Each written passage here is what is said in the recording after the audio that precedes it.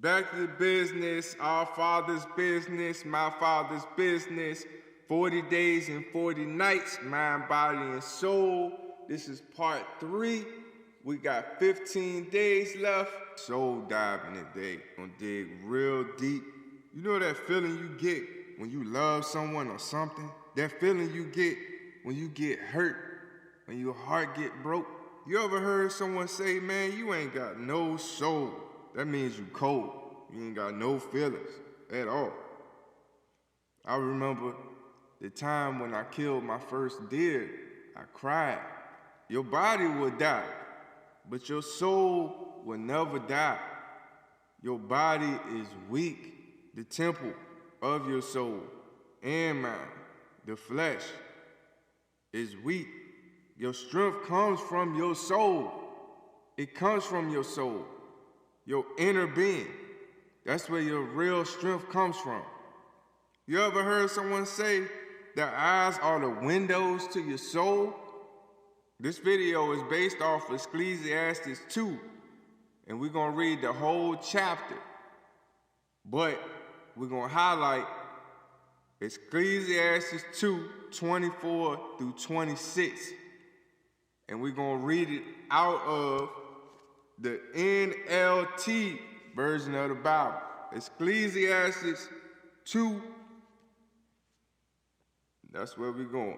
Ecclesiastes 2. And it says, I said to myself, come on, let's try pleasure. Let's look for the good things in life. But I found that this, too, was meaningless. So I said, laughter is silly. What good does it do to seek pleasure? After much thought, I decided to chill myself with wine. And while still seeking wisdom, I clutched at foolishness. In this way, I tried to experience the only happiness most people find during their brief life in this world. I also tried to find meaning by building huge homes for myself and by planting beautiful vineyards. I made gardens and parks, filling them with all kinds of fruit trees. I built reservoirs to collect the water to irrigate my many flourishing groves.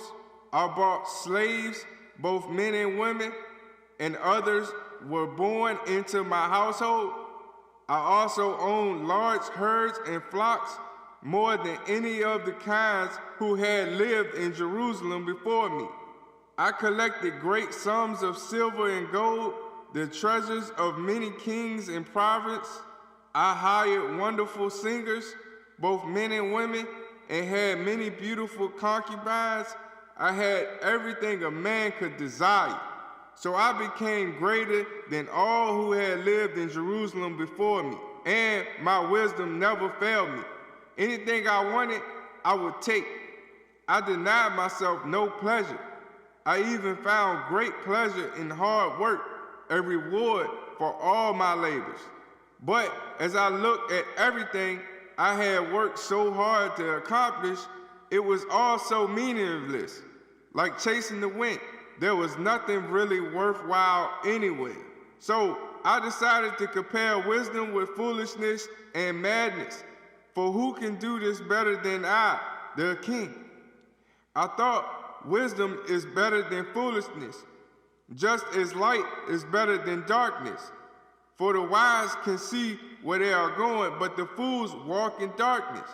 Yet I saw that the wise and the foolishness share the same fate. Both would die. So I said to myself, since I will end up the same as the fool, what's the value of all my wisdom? This is also meaningless. For the wise and the foolish both die. The wise will not be remembered any longer than the fool. In the days to come, both will be forgotten. So I came to hate life because everything done here under the sun is so troubling. Everything is meaningless, like chasing the wind. I came to hate all my hard work here on earth, for I must leave to others everything I have earned. And who can tell whether my successors will be wise or foolish? Yet they will control everything I have gained by my skill and hard work under the sun. How meaningless. So I gave up in despair, questioning the value of all my hard work in this world. Some people work wisely with knowledge and skill, then must leave the fruit of their efforts to someone who hasn't worked for it. This too is meaningless, a great tragedy. So what do people get in this life for all their hard work and anxiety? Their days of labor are filled with pain and grief. Even at night, their minds cannot rest. It is all meaningless. All right, here we go. Ecclesiastes 2:24-26. So I decided there is nothing better than to enjoy food and drink and to find satisfaction in work. Then I realized that these pleasures are from the hand of God. For who can eat or enjoy anything apart from him? God gives wisdom, knowledge, and joy to those who please him. But if a sinner becomes wealthy, God takes the wealth away and gives it to those who please him. This too is meaningless, like chasing the wind. And that's what you call some deep soul diving.